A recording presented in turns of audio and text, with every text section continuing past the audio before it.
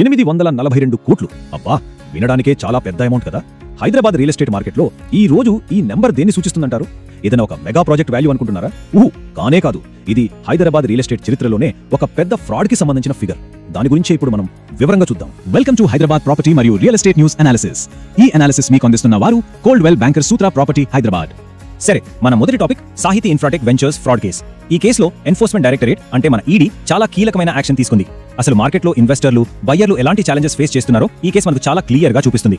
అసలు ఈడీ ఏ చట్టం కింద యాక్షన్ తీసుకుంటోందంటే PMLA అంటే prevention of money laundering act. Simple గా చెప్పాలంటే ఇల్లీగల్ గా సంపాదించిన డబ్బుని లీగల్ గా మార్చుకునే ప్రయత్నాలని అడ్డుకోవటమే ఈ చట్టం పని. సాహితీ మీద ఈ యాక్ట్ ప్రయోగించారంటేనే మనం అర్థం చేసుకోవచ్చు ఈ అలిగేషన్స్ ఎంత సీరియస్ గా ఉన్నాయో. సరే, మరి ఈ కేసులో లేటెస్ట్ డెవలప్మెంట్ ఏంటి? ఈడీ సుమారు 12.6 కోట్ల రూపాయల విలువైన ఆస్తులని అటాచ్ చేసింది. ఈ ఆస్తులు ఎవరివంటే ఆ కంపెనీవి, దాని మాజీ డైరెక్టర్ సందు పూర్ణచంద్రరావు, ఇంకా వాళ్ళ ఫ్యామిలీ మెంబర్స్వి. అయితే ఈ కేసు ఇవాళ కొత్తగా వచ్చింది కాదు, దీని వెనక పెద్ద కథే ఉంది. చూడండి, ఎంతో మంది ఇల్లు కొనుక్కున్న వాళ్ళు మోసపోయామని చెప్పి FIRలు ఫైల్ చేయడంతో ఇది మొదలైంది. లాస్ట్ ఇయర్ సెప్టెంబర్ 29న మేనేజింగ్ డైరెక్టర్ లక్ష్మీనారాయణను అరెస్ట్ చేశారు. ఆ తర్వాత ఈ సంవత్సరం ఆగస్ట్ 25న మాజీ డైరెక్టర్ పూర్ణచంద్రరావును కూడా అరెస్ట్ చేశారు. ఇప్పుడు లేటెస్ట్ గా మరో 12.6 కోట్ల ఆస్తుల్ని అటాచ్ చేశారు. అంటే ఈ ఇన్వెస్టిగేషన్ ఎంత డీప్ గా స్టెప్ బై స్టెప్ గా వెళ్తుందో మనకు అర్థమవుతుంది. అసలు ఇంతకీ మోసం ఎలా జరిగింది? ఈడీ ఏం చెప్తోందంటే వీళ్ళు ఇన్వెస్టర్ల దగ్గర కలెక్ట్ చేసిన డబ్బుని ప్రాజెక్ట్ కి వాడకుండా అందులో కొంత భాగాన్ని డైరెక్టర్లు వాళ్ళ పర్సనల్ అకౌంట్స్ కి, ఫ్యామిలీ అకౌంట్స్ కి డైవర్ట్ చేసేశారు. అంతేకాదు ఆ డబ్బుతో వాళ్ళ సొంత పేర్ల మీద ప్రాపర్టీస్ కొన్నారు. అంటే చూసారా, ప్రాజెక్ట్ కట్టాల్సిన డబ్బుతో సొంత ఆస్తులు పెంచుకున్నారన్నమాట. ఈ ఇన్వెస్టిగేషన్ లో ఇంకా షాకింగ్ డీటెయిల్స్ బయటకొచ్చాయి, వినండి. ఈ ప్రాజెక్ట్ కి RERA లేదా HMDA నుంచి ఎలాంటి అప్రూవల్స్ లేవు. అసలు ఏ ప్రాజెక్ట్ కైనా కంపల్సరీగా ఉండాల్సిన ఎస్క్రో అకౌంట్ అది కూడా లేదు. అన్నిటికన్నా దారుణం ఏంటంటే సుమారు 216 కోట్ల రూపాయలు క్యాష్ రూపంలో కలెక్ట్ చేసి దాన్ని కంపెనీ అకౌంట్స్ లో చూపించనే లేదు. ఒక్క పూర్ణచంద్రరావు మాత్రమే దాదాపు 126 కోట్లు పక్కదారి పట్టించారని ఆరోపణలున్నాయి. ఇవన్నీ చూస్తుంటే ఇది కేవలం ఒక ఫ్రాడ్ లా లేదు, ఒక పక్కా ప్లాన్డ్ క్రైమ్ లా ఉంది.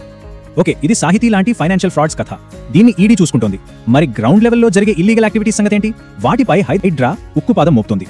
ఈ యాక్షన్ మార్కెట్ కి ఒక స్ట్రాంగ్ సిగ్నల్ పంపిస్తుంది. హైడ్రా తీసుకున్న 2 ఇంట్రెస్టింగ్ యాక్షన్స్ ని మనం ఇప్పుడు కంపేర్ చేసి చూద్దాం. ఫస్ట్ పోచారం. అక్కడ 78 ప్లాట్ల ఓనర్స్ దాదాపు 8 ఏళ్లుగా వాళ్ళ సొంత ప్లాట్లకు వెళ్లడానికి దారి లేకుండా ఒక గోడ అడ్డంగా కట్టేశారు. పాపం వాళ్ళు చాలా ఇబ్బంది పడ్డారు. హైడ్రా ఆ గోడను కూల్చేసి వాళ్లకు యాక్సెస్ ఇచ్చింది.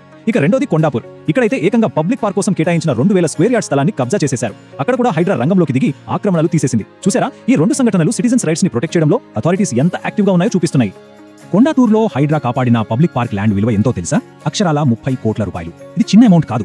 ఈ ఒక్క యాక్షన్ తో గవర్నమెంట్ ల్యాండ్ ని కాపాడటమే కాదు, ఇంత విలువైన ఆస్తిని పబ్లిక్ యూస్ కి మళ్లీ అందుబాటులోకి తెచ్చారు. సో ఈ యాక్షన్స్ వెనుకున్న అసలు మెసేజ్ ఏంటి? చాలా సింపుల్. ఇల్లీగల్ కన్స్ట్రక్షన్స్, ఆక్రమణల విషయంలో రెగ్యులేటరీ బాడీస్ చాలా స్ట్రిక్ట్ గా ఉంటాయని చెప్పడం. గవర్నమెంట్ ల్యాండ్స్ మాత్రమే కాదు, జెన్యూన్ ప్లాట్ ఓనర్స్ రైట్స్ ని కూడా కాపాడతామని ఒక స్ట్రాంగ్ మెసేజ్ ఇచ్చారు. రైట్, ఇప్పటిదాకా మనం మార్కెట్లో ఉన్న ప్రాబ్లమ్స్, వాటిపై తీసుకుంటున్న యాక్షన్స్ గురించి చూసాం. ఇప్పుడు కాసేపు ఫ్యూచర్ గురించి మాట్లాడుకుందాం. ఎందుకంటే పాత తప్పుల్ని సరిదిద్దడం ఎంత ముఖ్యమో భవిష్యత్తు కోసం ప్లాన్ చేసుకోవడం కూడా అంతే ముఖ్యం. ఆ డైరెక్షన్ లో గవర్నమెంట్ ఒక భారీ ఇన్ఫ్రాస్ట్రక్చర్ ఇన్వెస్ట్మెంట్ ని అనౌన్స్ చేసింది. అమౌంట్ ఎంత అనుకుంటున్నారు? 2780 కోట్లు. 2780 crores. తెలంగాణ గవర్నమెంట్ స్టేట్ లో ఉన్న అన్ని మున్సిపాలిటీలు, కార్పొరేషన్స్ లో ఇన్ఫ్రాస్ట్రక్చర్ డెవలప్మెంట్ కోసం ఈ భారీ నిధుల్ని శాంక్షన్ చేసింది. ఇది అర్బన్ డెవలప్మెంట్ కి ఒక మేజర్ బూస్ట్ అని చెప్పొచ్చు. సరే, ఇంత పెద్ద ఫండ్ ని ఎక్కడెక్కడ వాడబోతున్నారు? లిస్ట్ చూస్తే చాలా క్లియర్ గా తెలుస్తుంది. Internal roads, drainage systems, junction improvements, lakes లో పొల్యూషన్ తగ్గించడం దగ్గర నుంచి 2 BHK హౌసింగ్ ఏరియాల్లో ఫెసిలిటీస్ కల్పించడం వరకు, ఇంకా పార్క్స్ డెవలప్మెంట్, షాపింగ్ కాంప్లెక్స్ల నిర్మాణం, ఇలా చాలా ఉన్నాయి. ఇవన్నీ డైరెక్ట్ గా మనలాంటి సిటిజన్స్ క్వాలిటీ ఆఫ్ లైఫ్ ని ఇంప్రూవ్ చేసేవే. అయితే ఇది ఏదో అప్పటికప్పుడు తీసుకున్న నిర్ణయం కాదు. ఈ ఇన్వెస్ట్మెంట్ అనేది తెలంగాణ రైజింగ్ విజన్ 2027 అనే ఒక లాంగ్ టర్మ్ స్ట్రాటజిక్ ప్లాన్ లో భాగం. ఈ విజన్ యొక్క మెయిన్ గోల్ ఏంటంటే గ్రేటర్ హైదరాబాద్ తో పాటు రాష్ట్రంలో ఉన్న మిగతా అర్బన్ ఏరియాలను కూడా మేజర్ గ్రోత్ హబ్స్ గా మార్చడం. సో ఇది కేవలం డబ్బులు రిలీజ్ చేయడం కాదు, ఒక ఫ్యూచరిస్టిక్ ప్లాన్ లో ఒక ముఖ్యమైన స్టెప్. గవర్నమెంట్ కేవలం ఫండ్స్ శాంక్షన్ చేసి చేతులు దులుపుకోలేదు. దీనికి ఒక clear time bound action plan కూడా ఉంది. స్టెప్ 1, ఫండ్స్ అప్రూవ్ అయ్యాయి. స్టెప్ 2, వెంటనే టెండర్లు పిలవాలని మున్సిపాలిటీలకు ఇన్స్ట్రక్షన్స్ వెళ్ళాయి. స్టెప్ 3, పనులు వీలైనంత త్వరగా స్టార్ట్ చేయాలి. And finally step 4, dead line March 2026 కల్లా అన్ని ప్రాజెక్టులు కంప్లీట్ అవ్వాలి. ఇది చూస్తే ఎగ్జిక్యూషన్ మీద గవర్నమెంట్ ఎంత సీరియస్ గా ఉందో అర్థమవుతుంది.